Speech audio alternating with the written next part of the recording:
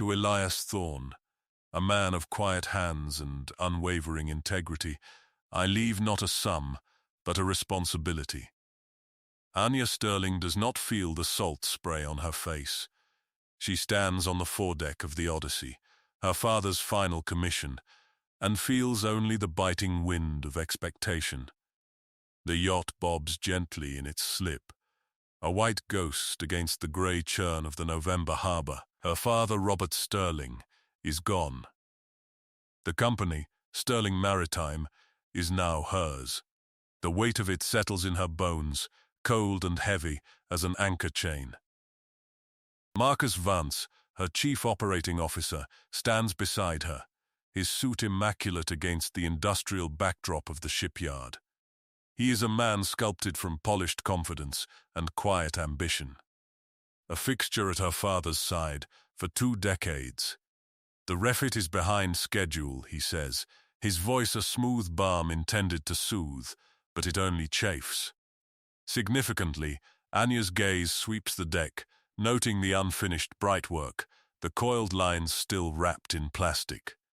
Why? Marcus hesitates for a theatrical beat. He points with a subtle tilt of his chin toward the open engine hatch. The new contract mechanic. Thorne, the name is unfamiliar. Anya follows his gaze. A man is half submerged in the engine bay, his back to them. He wears simple, grease-stained coveralls. The only sounds are the rhythmic clink of a tool against metal and the mournful cry of a distant gull. My father hired him? Anya asks. In his last weeks, Marcus confirms. A personal recommendation. Apparently, he's meticulous, I'll grant him that. But slow, agonizingly so. He insists on fabricating parts the old way when we could order them overnight. He's burning through the budget with billable hours. Anya feels a flash of irritation. Her father, in his illness, had become sentimental, prone to indulging old-world craftsmen over modern efficiency. It is a luxury she cannot afford. The board is watching. The investors are nervous. She needs a demonstration of control, a clear signal that the new Sterling Maritime is lean, decisive, and profitable. He works alone? She asks. Insists on it, Marcus says, a note of finality in his tone. Doesn't trust the yard's crew. That settles it. Arrogance on top of inefficiency. Let's go see him, she says, her voice flat and hard. They walk the length of the deck, their expensive shoes loud on the fiberglass. As they approach the hatch, the clinking stops. The man, Elias Vance, straightens up slowly. He turns, wiping his hands on an already blackened rag. He is not what she expects. He is younger than the old-world craftsman moniker implies, perhaps in his late 30s.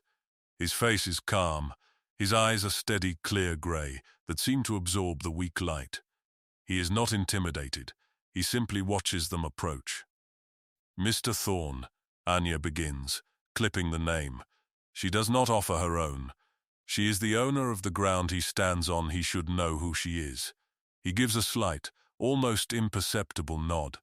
He does not speak. Mr. Vance tells me you are behind schedule on the engine refit for this vessel. Elias Thorne's gaze shifts to Marcus for a fraction of a second, then returns to her. The look is not accusatory. It is merely observational. The work takes the time it requires, he says. His voice is quiet, low, and even. The timeline was agreed upon in the contract, Anya counters, feeling a ridiculous need to assert a fact he already knows. The budget was agreed upon. You are exceeding both. The port injector housing had a hairline fracture that wasn't on the initial survey, he explains, his tone conversational, as if explaining the weather. A standard replacement would fail under load within 50 hours. I'm machining a new one from a solid billet of marine-grade stainless steel. It will not fail. Marcus scoffs softly. We could have had 3 standard replacements flown in from Hamburg. For what your time is costing us, Thorne, Elias does not look at Marcus. He looks at Anya. He holds up a hand, showing her the intricate, half-finished metal part. It gleams even in the dull light, a piece of functional sculpture. Your father understood the difference between a repair and a solution, Miss Sterling. The use of her name, the quiet authority with which he speaks of her father, ignites a fuse of pure, cold fury inside her. It is a presumption. It is a lecture. It is a challenge to her authority on her own vessel. "My father is gone," she says, her voice dropping to a dangerous whisper. "His sentimentality is not something this company can afford to carry forward. Your methods are antiquated, and your pace is unacceptable." She sees a flicker in his eyes. Not anger, not fear, something she cannot name. "Regret, perhaps. This is a warning vessel for our new silent drive system," she continues, pressing her advantage. "It needs to be on the water for trials by the end of the month. Your work, however perfect, is a bottleneck. It is a liability." He places the machined part carefully on a clean cloth inside the engine bay. He picks up the rag and begins to wipe his hands again, a slow, deliberate motion. He does not argue. He does not defend himself. He does not plead his case. His silence is more infuriating than any argument. "Your contract with Sterling Maritime is terminated," Anya says, the words falling like stones into the quiet air. "Effective immediately. Send your final invoice to accounting. The yard crew will finish the job." Marcus shifts beside her. A small, triumphant movement. Elias Thorne finishes wiping his hands. He folds the rag neatly and places it next to his tools. He looks at the engine, a long, proprietary look. Then he turns his gaze back to Anya. He holds it for a count of 3. It is a look of profound, soul-deep disappointment, and it is aimed entirely at her. He does not say a word. He simply turns, climbs out of the engine bay with a fluid grace, and walks away down the dock, his worn boots making almost no sound. He does not look back. Anya stands frozen, the wind whipping strands of hair across her face. She has won. She has asserted her control. She feels nothing but a hollow, echoing shame. Later, in her father's office, the silence is an accusation. The room is a museum of his life. Leather-bound books on naval architecture, framed blueprints of award-winning hulls, a faint, lingering scent of pipe tobacco and cedar. Anya sits in his oversized leather chair, the view of the harbor spread before her. The Odyssey is a white slash against the grey water. She cannot shake the image of the mechanic's eyes. She replays the scene, her own sharp, brittle words, Marcus's smug satisfaction, and the mechanic's stillness, his quiet dignity. He had absorbed the blow without flinching, as if it were an expected weather pattern, a tide to be waited out. Why did he not fight? A man with that much pride in his work, a man who speaks of her father with such familiarity, should have defended himself. He should have argued, yelled, threatened legal action. He did nothing. He just left. The intercom on her desk buzzes. "Miss Sterling," her assistant's voice says, "the quarterly reports are ready for your review." "Thank you, Chloe," she answers, her voice sounding distant to her own ears. She does not look at the reports. She swivels the chair to face the window. The sky is bruising, the clouds heavy with unshed rain. A storm is coming. The memory of his gaze is a splinter under her skin. She is the CEO. She made a business decision. It was logical, defensible, so why does she feel like she just broke something old and irreplaceable? The rain begins that evening, a persistent drizzle that turns into a driving, horizontal deluge by nightfall. Anya is still at the office, poring over spreadsheets that do nothing to calm the disquiet in her mind. A frantic call comes from the shipyard foreman. The main drainage pump is out, Miss Sterling. The old one. The whole east basin is flooding. We're going to have water in the workshops within the hour. Anya is on her feet instantly. What about the backup? Fried. A power surge.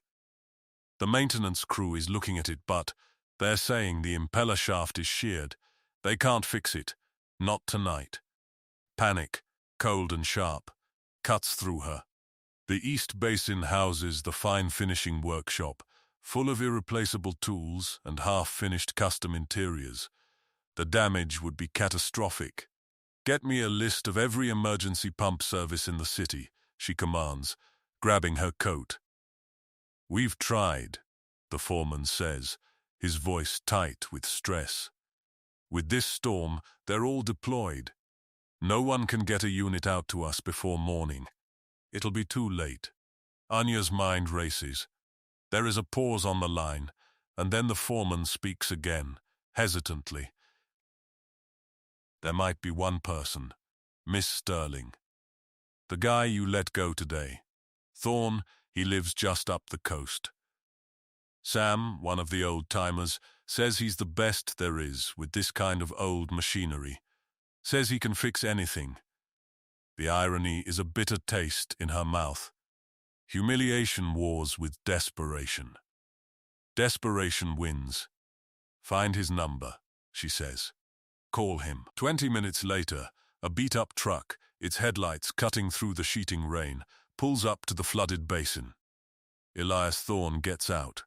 He is wearing the same coveralls, now covered by a heavy-duty rain slicker. He is not alone. A small child, bundled in a bright yellow raincoat, is with him. His daughter. He walks directly to the pump house, Anya and the foreman meeting him there. The roar of the storm is deafening. Water is already sloshing around their ankles. They said you might be able to help, Anya shouts over the wind. He does not acknowledge her past transgression. He does not say "I told you so" with his eyes. He just nods and looks at the ancient, groaning pump. Let me see. For the next hour, Anya watches him work. He moves with an unhurried, focused economy that is mesmerizing. He has his own tools, laid out on a waterproof canvas roll. They are old but impeccably maintained. He diagnoses the problem in minutes, confirming the sheared shaft. Can you fix it? The foreman yells. Elias looks at the swirling water, now creeping up the steps of the workshop. No time to pull it and machine a new shaft. Have to bypass the governor and weld it in place. It'll be a rough fix, but it will hold the night. He works under the beam of a single waterproof flashlight. His daughter Maya sits quietly on a dry crate just inside the workshop door, watching her father. She is small, maybe 6 years old, with the same steady grey eyes. She is not scared of the storm. She simply trusts the man in the rain. At one point, the little girl gets up and walks over to Anya, who is standing uselessly in the doorway, soaked and cold. The child holds out her small, gloved hand. In her palm is a perfectly smooth, dark grey stone. For good luck, she says, her voice a small, clear bell in the chaos. Anya is so taken aback she can only stare. She looks from the child's earnest face to the stone. She slowly reaches out and takes it. It is cool and solid in her palm. Thank you, Anya whispers. The girl nods seriously and returns to her crate. Elias works with a portable welder, the hiss and brilliant blue-white light a stark contrast to the dark, churning water. He fabricates a small, intricate brace from a piece of scrap steel, his movements precise and certain. He does not rush. He simply does the work. With a final, grinding groan, the pump shudders to life. Water begins to gush out of the discharge pipe, the level in the basin slowly, miraculously, beginning to recede. The foreman slaps Elias on the back, shouting his thanks. The other crew members look on with a mixture of relief and awe. Elias just nods, packing his tools. He wipes his hands on a rag. Anya walks over to him, the smooth stone clutched in her hand. Thank you, she says. The words feel inadequate. The company will compensate you for your time, of course, and for the emergency call. He pauses in his packing and looks at her. The rain has plastered his hair to his forehead. For the first time, she sees the exhaustion in his face. There's no charge, he says. I insist, she says, confused. Robert Sterling wouldn't have let his shipyard flood, he says simply. I'm not going to either. He turns, takes his daughter's hand, and they walk back to his truck, the little yellow raincoat a beacon in the storm. Anya stands in the receding water, the stone in her hand feeling impossibly heavy. He did not do it for the money. He did not do it for her. He did it for a dead man's memory. The next morning, the shipyard is a mess of puddles and debris, but it is operational. The workshops are safe. Anya sits in her office, the small grey stone from Maya on her desk next to a photo of her father. She looks at the brace Elias Thorne had welded onto the pump shaft.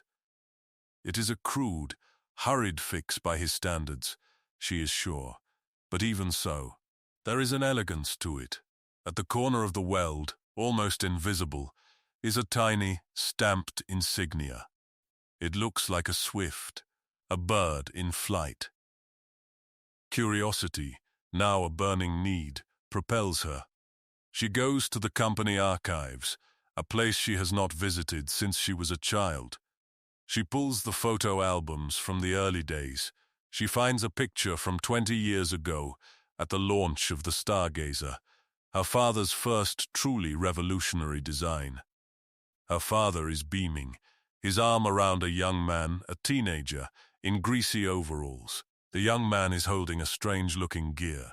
He is smiling a shy, proud smile. It is Elias Thorne. On the cuff of his overalls, crudely embroidered, is the same small bird. The narrative Marcus had fed her, of a slow, unknown contract mechanic, crumbles into dust. This man was not a stranger. She needs to talk to someone who would know the truth. Her father's generation. Sam, the old-timer the foreman had mentioned. She finds his address in the retired employee files. He lives in a small cottage overlooking the sea, not far from the shipyard. She drives there herself. Sam is in his garden, tending to his roses. He is a man weathered by sea and time, with kind, knowing eyes.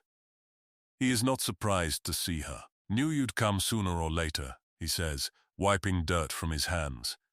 You have your father's stubbornness, but do you have his eyes? I'm not sure anymore, Anya admits. Tell me about Elias Thorne. Sam sighs, a long, weary sound. He gestures for her to sit on a wooden bench. Elias was Robert's prot, the son he never had in a way.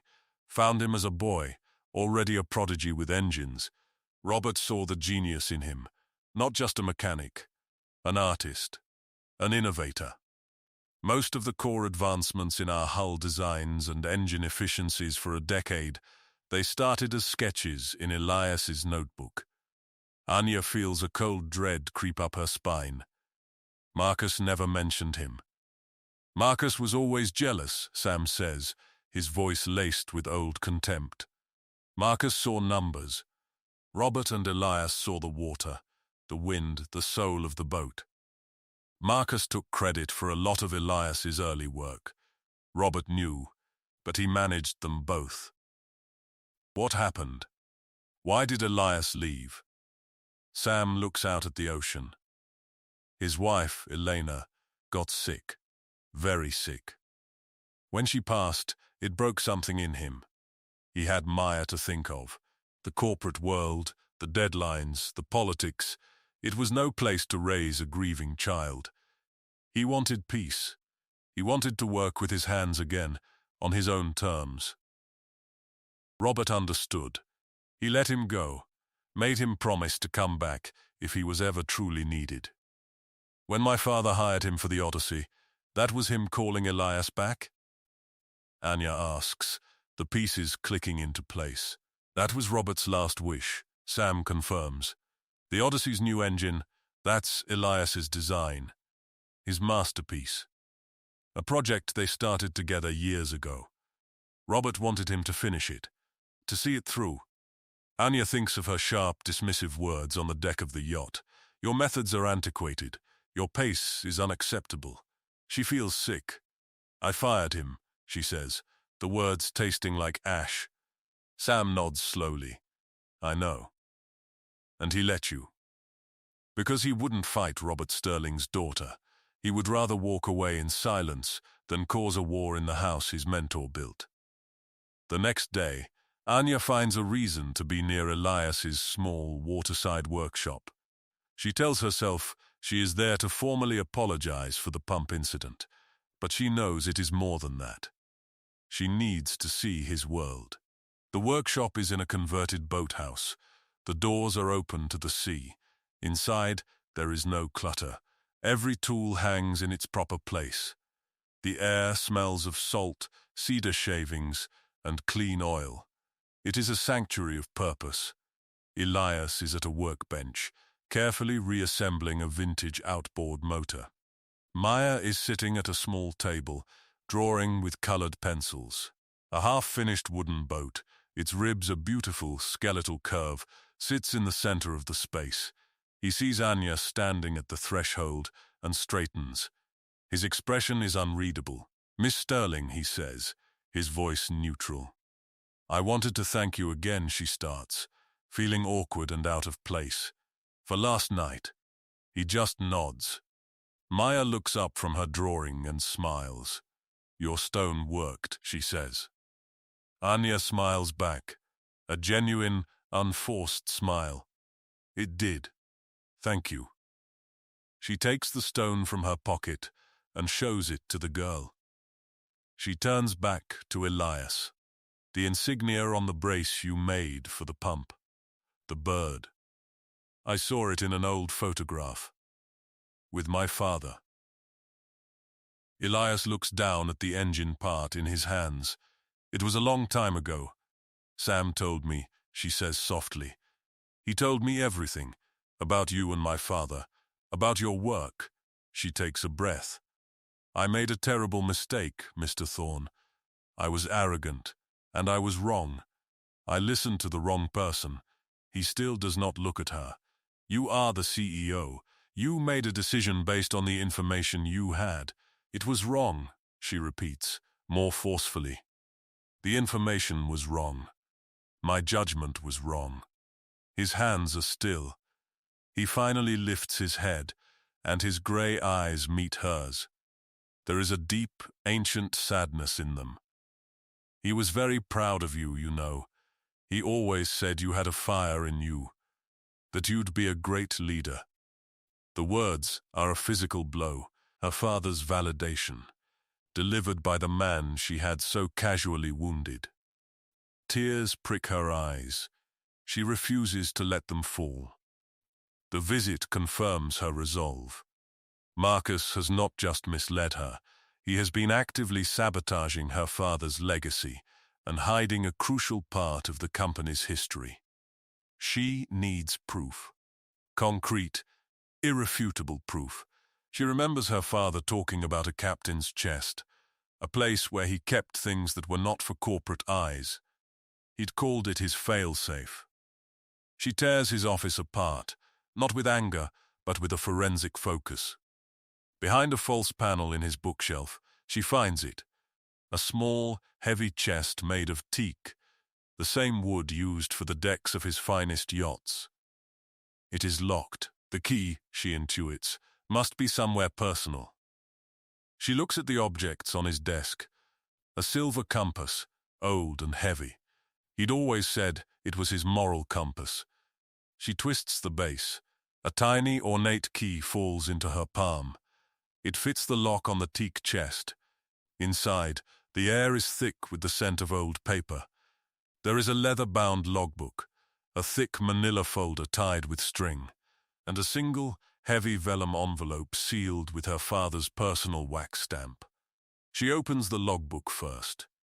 It is her father's private journal, written in his familiar, sloping hand. Page after page details Marcus Vance's career of quiet deception. Falsified R&D reports that bury Elias's contributions and inflate his own. Budget overruns blamed on suppliers that were actually a result of Marcus's poor planning. A pattern of taking credit for successes and assigning blame for his failures, with Elias Thorne being the most frequent scapegoat. The manila folder contains the evidence, original blueprints signed by Elias, with subsequent copies doctored to bear Marcus's name. Financial records showing funds diverted from Elias's early projects. It is a damning, meticulous record of a 20-year betrayal. Her hands are trembling as she picks up the sealed envelope. She breaks the seal. It is not a letter. It is a formal, legally witnessed codicil to her father's will. Her breath catches in her throat. It states, in clear, unambiguous language, that upon his death, a new division of Sterling Maritime is to be created, the Department of Innovation and Legacy. And its sole, non-negotiable director is to be Mr. Elias Thorne.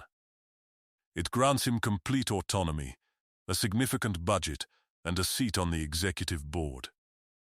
It is not a suggestion, it is a mandate.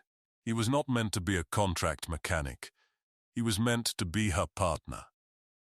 The final paragraph explains everything.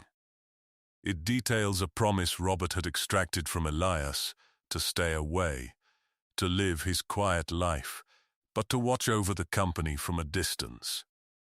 If a time came when the soul of the company was at risk, Robert would call him.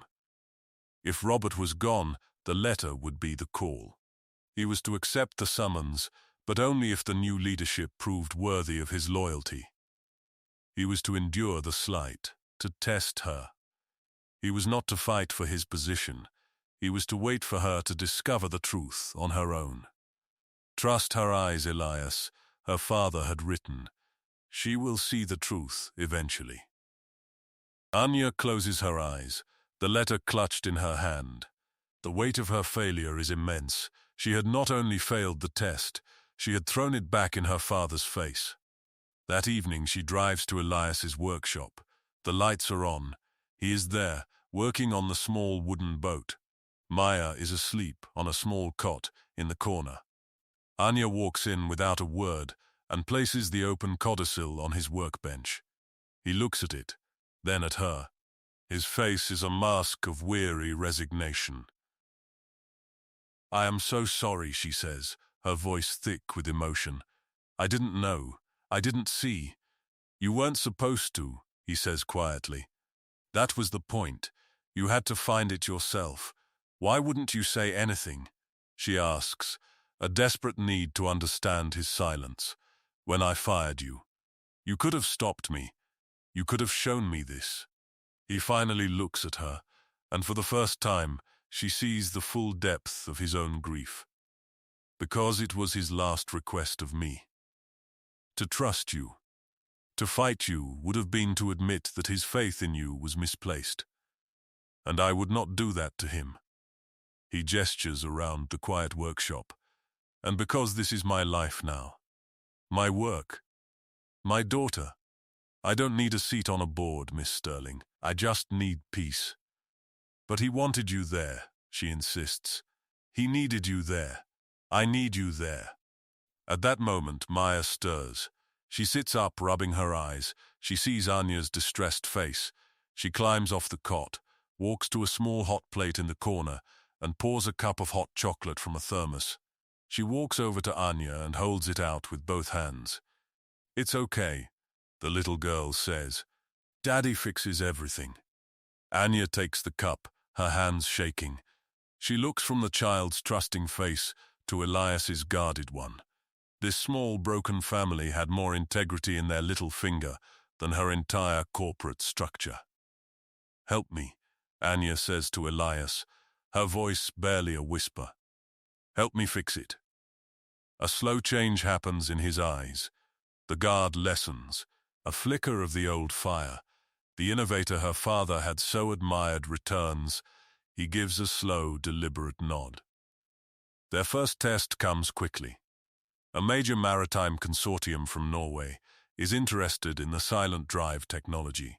They are sending a delegation for a private sea trial. In 2 weeks. On the Odyssey, Marcus declares it impossible. The engine is in pieces. Thorne's custom parts are half finished. We'll have to cancel. We'll look like amateurs. We are not cancelling, Anya says, her voice cold steel. Mr. Thorne will be overseeing the completion of the refit, effective immediately. The next 2 weeks are a blur of focused work. Anya and Elias form an unlikely, efficient team. She runs interference, handling the logistics, sourcing the exotic materials he needs, keeping the corporate buzzards at bay. He works in the engine bay, now with a hand-picked team of the yard's best, all of them watching him with a newfound reverence. They work side by side, long into the night. She brings him coffee. He explains the complex harmonics of the engine's power cycling. They do not talk about Marcus. They do not talk about the will. They talk about the work. She sees the passion her father spoke of. She sees the genius. A quiet respect builds between them, solid and real as the hull of the yacht. The day of the sea trial, the Odyssey gleams. The engine, when Elias starts it, does not roar to life. It hums, a low, powerful thrum that is more felt than heard. The trial is a spectacular success. The Norwegian executives are astounded by the lack of vibration, the near-total silence at cruising speed. A multi-billion-dollar letter of intent is signed on the deck of the yacht before they even return to port. The victory is sweet, but Anya knows the final battle is yet to be fought. She calls an emergency meeting of the board of directors. She requests that Elias Thorne be present. The boardroom is tense. Elias Vance sits opposite her at the long mahogany table, a look of smug confidence on his face. He believes this meeting is about celebrating the Norwegian deal, a deal he is already preparing to take credit for. Anya begins, her voice calm and measured.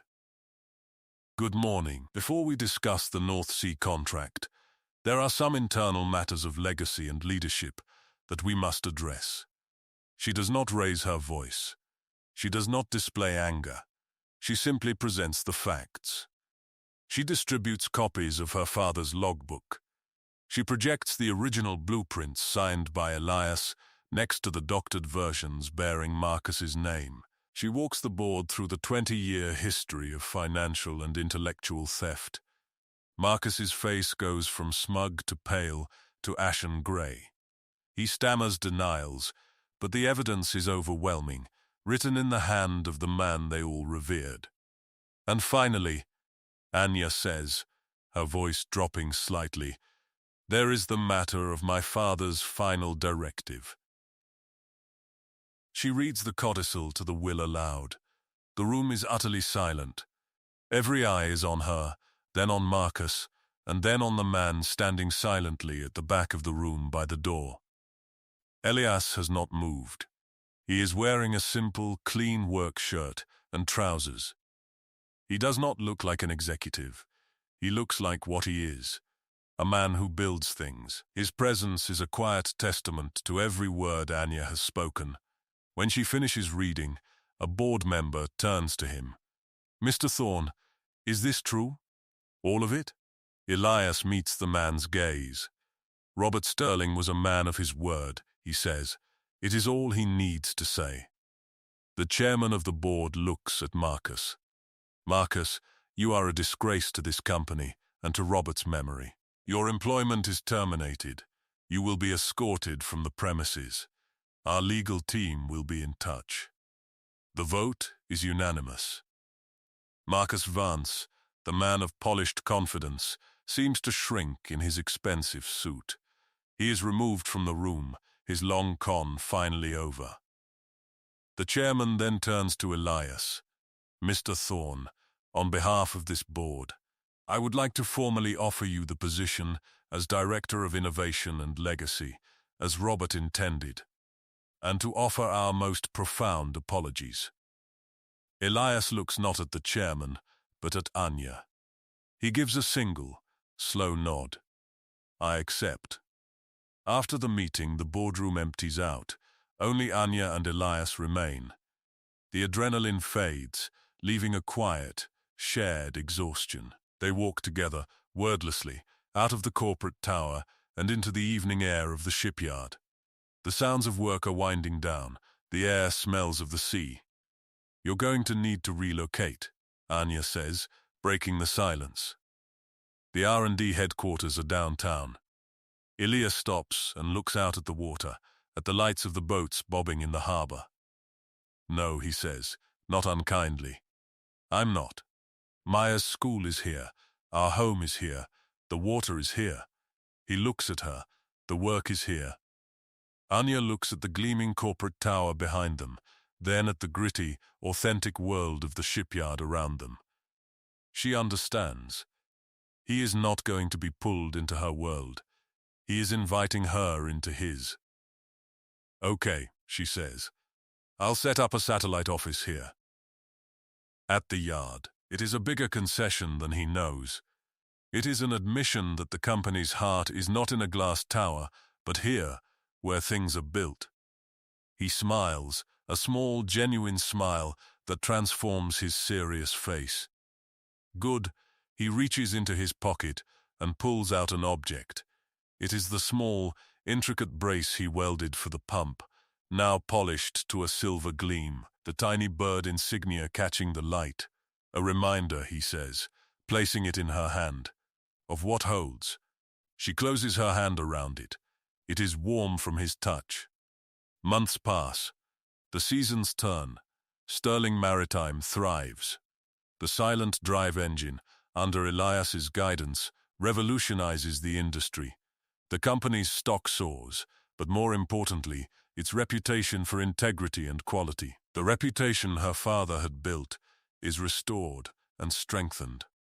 Anya keeps her promise. She spends 3 days a week at the new shipyard office, a minimalist glass box overlooking the water. She learns the names of the crew. She learns the smell of welding fumes and varnish. She learns to appreciate the slow, deliberate pace of true craftsmanship. One bright, clear Saturday, the three of them take the Odyssey out. Anya is at the helm, Elias is coiling a line, and Maya is sitting on the bow, her face turned up to the sun, laughing as the spray mists her face. The hum of the engine beneath them is a steady, reassuring heartbeat. They are not a CEO, a director, and a daughter. They are just 3 people on a boat, on a perfect day. That evening, they stand on the dock outside Elias's workshop. The sun is a fiery smear on the horizon, painting the water in shades of orange and violet. Maya is inside, asleep. The air is still and cool. Anya and Elias stand near each other, but not touching. The space between them is charged with everything that has happened, and everything that has been left unsaid. She holds the small, polished steel brace in her pocket. It is her touchstone. He looks at her, his grey eyes reflecting the last of the light. He does not speak. He does not need to. The quiet between them is no longer a void of misunderstanding, but a comfortable space filled with shared respect and an unspoken, burgeoning hope. Anya looks back at him, a genuine smile touching her lips. She feels the last of her father's legacy settle into place, not as a burden, but as a gift. The future is a calm, open sea, and for the first time, she is not afraid to navigate it. She is ready.